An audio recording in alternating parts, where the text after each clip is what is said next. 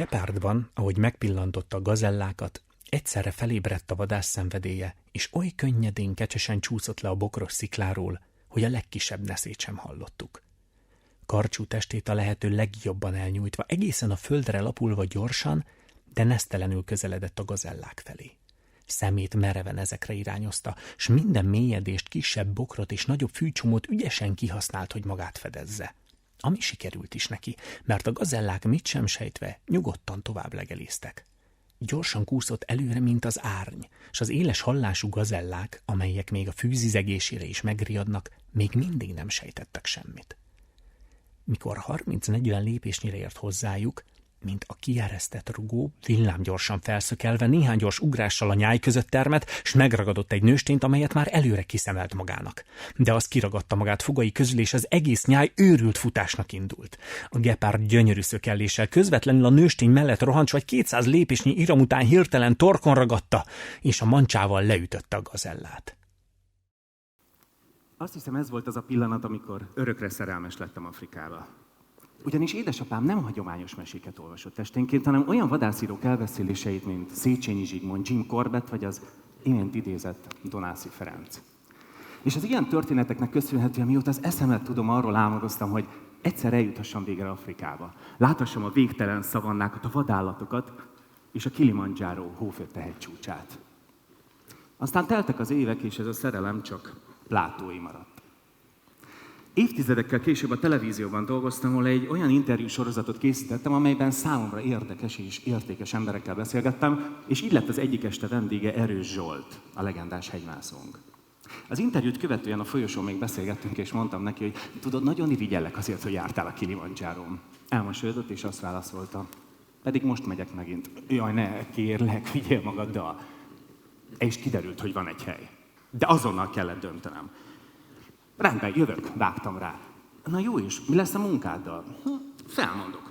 Úgyhogy mire észbe kaptam, addigra már egy repülőn ültem, és Nairobi felé utaztam, hogy aztán jó néhány órával később megérkezzem végre Tanzániába, a Szafari fővárosába, Arusába, hogy a következő napon elindulhassak végre meghódítani a Kilimandzsáró hófötte hegycsúcsát. Zsolt felkészített bennünket, hogy a hegyet nem szabad alábecsülni, mert a Kilimandzsáró egy úgynevezett trükkös hegy, ahol a mászók tulajdonképpen kijátsszák az akklimatizációt, és az ideális 2 hét helyett 1 hét alatt hódítják meg a csúcsot, amely veszélyes. Ugyanis 5000 méter felett már kevesebb, mint 50% az oxigénszint, és hogyha valaki nem vigyáz, akkor nagyon könnyen tüdőembóliát vagy agyödémát lehet kapni, ami halálos is lehet. De szerencsére nekem semmi problémám nem volt, úgyhogy minden energiámat a Kilimandzsáró természeti csodáira fordíthattam. Az 5. napon értük el a 4700 méteren található csúcstámadó tábort. Azonban ott történt valami. 5 órakor volt a vacsora és a csúcstámadás részleteivel kapcsolatos megbeszélés, azonban addigra én olyan rosszul lettem, hogy szó szerint csak odavánszorogni tudtam a sátorhoz.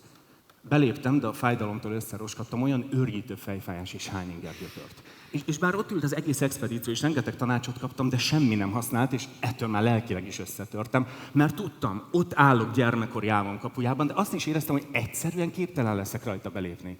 De én még az életemben nem adtam fel semmit, de a fájdalomtól már a feladás határáig sodródtam, és az egyszerűen képtelen voltam elviselni. És akkor odalépett hozzám az egyik teherhordó fiú, akit a 2. napon ismertem meg, és összebarátkoztunk, és minden nap volt egymáshoz egy-egy kedves szavunk, és megkérdezte, hogy mi a baj, Stigi? Elmondtam neki, és azt is, hogy ez lenne az álmom, és egyszerűen látom szerte foszlani. És ő volt az egyetlen, aki tudta a banális, megfelelő választ, a megfelelő táplálék és folyadék bevitelre, ami mint kiderült a problémát okozta. És én megbíztam benne, és hittem neki. És 1,5 órával később, mintha elvágták volna, már kutyabajom nem volt, úgyhogy éjjel 1:45-kor teljes menetfelszerelésben, füligérő szája persze, álltam ott az indulásra várva. Pedig tudtam, a legnehezebb rész vár ránk, a Kilimandzsáró legmeredekebb szakasza. Mindez éjszaka, a fejlámpa fényénél, metsző hideg szélben és -17 fokban. De jó erőben voltam. Így a legideálisabb időpontban értem az 5680 méteren fekvő Stella ponthoz, ahonnan a legcsodálatosabb a kilátás az afrikai napfelkeltére. Amikor 3500 méteren terülnek el alattunk a felhők, és felülről tekinthetünk a napra, a színei és a látványa egyszerűen leírhatatlanok. Akkor megkérdeztem a hegyi vezetőnket, hogy Mászló, milyen messze van még a csúcs? És mondta, hogy körülbelül 250 méter. Megnyugodtam, mert addigra éreztem azért már, hogy az energiáim végét járom. Majd még halkan megjegyezte, hogy minimum másfél óra. Másfél óra? Minimum? Mi csak 250 méter? Ha viccelsz velem, azt egy perc alatt lefutom. De nem itt. Minden egyes lépés egy új feladat volt. Minden egyes lépés egy új cél, amelyért meg kellett küzdenem. De a végén ott álltam. Afrika legmagasabb pontján. A Kilimanjaro 5895 méter magas Uhuru csúcsán, és nem szégyellem bevallani, hogy elsírtam magam. Mert sikerült valóra váltanom életem legelső álmát. Ennek a történetnek tulajdonképpen itt, ennél a csúcstáblánál kellene véget érjen, de nem így történt. Ugyanis ott volt ő, a fiú, akinek mindezt köszönhettem. Az ezt követő 2 napot együtt jöttünk le a hegyről, és rengeteget nevettünk, beszélgettünk egymás dalaira és nyelvére tanítottuk egymást. Úgyhogy mire a hegy lábához értünk, addigra megismertem Ombénit, mert úgy hívták a fiút, hogy Ombéni, ami imádkozót jelent. Megismertem az álmát, és azt is tudtam, hogy mit fogok tenni. Ugyanis most én jöttem egyel. Mégpedig neki. De rá kellett jönnöm, hogy ez nem is olyan egyszerű. Sokkal nehezebb, mint gondolnák. Először rögtönző gyűjtést rendeztünk számára, de amikor odajött a szállásról, azt mondta, hogy Steve, megtanít, hogy kihozod a csomagot az utcára, mert el fognak kapni, és azt fogják mondani, hogy loptam. Természetesen eleget tettem a kérésének, sőt, haza is kísértem. És akkor megláttam, hogy Ombéni egy nyomortelepen él. Egy sárral tapasztott falu, döngölt földpadlójú, nevezzük nevén, fáskamrában. Szerettem volna belülről is lefényképezni, de nem akartam megbántani. Aztán később mégis erőt vettem magamon, és jól tettem. Ugyanis kiderült, hogy Tanzániában 18 éves korában minden fiatalt kiraknak az utcára, hogy álljon meg a saját lábán. És ő büszke volt rá, hogy már képes $45 előteremteni, és saját otthona van. Sőt, ha már $65 tudna, akkor már áram is lenne benne. Ugyanis ne zavarja meg önöket a fény, az a vakuumfénye, nem pedig az ott látható petróleumlámpái. Akkor megígértem neki, hogy küldök neki túraruhát, hiszen az én méretem 2-szer akkora volt, mint az övé.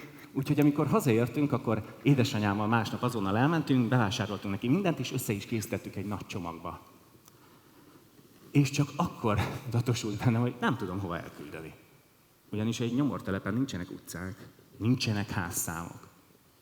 Nagy nehezen szerzett egy postafiók címet, de akkor meg a postán közölték velem, hogy postafiók címen nem lehet csomagot feladni. Közben persze teltek a napok és a hetek, és egyre kellemetlenebbül éreztem magam, mert tudtam, hogy megbízik bennem. Tudtam, hogy hisz benne, hogy az, amit mondok, az úgy is lesz. Úgyhogy amikor hazaértem, akkor fogtam magam, visszafordultam, visszamentem a postára, és mondtam, hogy szeretném feladni ezt a csomagot arra a postafiók címre. Mondtuk már, hogy nem lehet, nem érdekel. De valószínűleg meg se fogja kapni, mondom, az sem érdekel. De nagyon sokba fog kerülni, mondom, nem érdekel. Végül sikerült feladni, és szerencsére meg is kapta, de sajnos neki is fizetni kellett érte. Közben elkezdtem ösztöndíjat keresni számára, ugyanis tudtam, hogy pénzhiány miatt abba kellett hagyja a hotelmenedzsment tanulmányait. Azonban akkor meg azzal szembesültem, hogy még az Európai Unióban egy fiatalnak nem gond valamilyen ösztöndíjat szerezni, addig a világ egyik legszegényebb országából származó, valóban rászoruló fiatalnak esélyem sincs. De akkor eszembe jutott, hogy van egy barátom, aki hoteltulajdonos, úgyhogy felhívtam telefonon, és mondtam neki, hogy nézd, majd én kifizetem a repülőjegyét, meg majd lakik nálunk, csak hagyd dolgozzon, hagyd tanuljon nálatok. De akkor eszembe jutott a kis herceg. Eszembe jutott, hogy mit mondott neki a róka. Mostantól te már mindörökre felelősséggel tartozol mindazért, amit megszelídítettél. Hogy hívhatnám ide? Hogy láss, hogy milyen szép nálunk egy mellékhelyiség, és ahhoz képest, hogy néz ki az ő otthona. És már minden csak egy irányba mutatott. Hogy pénzt kell adjak neki. De ez volt a legnehezebb. Mert nem tudtam, hogy bízhatom-e benne annyira, hogy valóban arra fogja költeni, amire én szeretném. Úgyhogy írtam neki egy levelet, hogy Skype-oljunk, és mondtam neki, nézd Ombéni, én megígértem neked, hogy segítek, de csak egy esetben teszem, hogyha valóban arra költött, hogy valóra váltsd az álmod. És megígérte. De bevallom önöknek, hogy nem voltam benne 100%-ig biztos, hogy ez így is lesz. De nem mutattam neki. Mert bízni akartam benne, és azt akartam, hogy lássa, hogy hiszem, hogy igenis képes valóra váltani. Na de nehogy azt higgyék ám, hogy pénzt könnyebb küldeni egy nyomortelepre, mint csomagot. Úgyhogy végül is csak expedíciókkal sikerült megoldani, és volt olyan alkalom, hogy Omméni 2 napot ült az utcán a szállás előtt, nehogy elkerülje a hegymászókat. Közben természetesen teltek a hetek és a hónapok, és egyszer csak kaptam egy e-mailt benne egy oklevéllel, amelyik bizonyított, hogy megszerezte a jogosítványát. Aztán újabb hetek és újabb hónapok teltek el, és egy újabb oklevelet kaptam, amelyik igazolta, hogy visszament az iskolába, és befejezte a hotel management tanulmányait. Aztán már nem hetek teltek el, hanem hónapok és évek. És egyszer felhívott Skype-on, és közben átküldött egy fájlt, és abban ezt az oklevelet találtam, amelyik igazolta, hogy 2014. április 11-én valóra váltotta azt a gyermekkori álmát, amelyet nekem mesélt el a Kilimanjáróról lefelévet. Hogy ő azt szeretné, hogy legyen egy saját hegymászó és szafari irodája. És lett. És ezt az irodát úgy hívják, hogy Trust Tours and Safaris Company. Nagyon szépen köszönöm.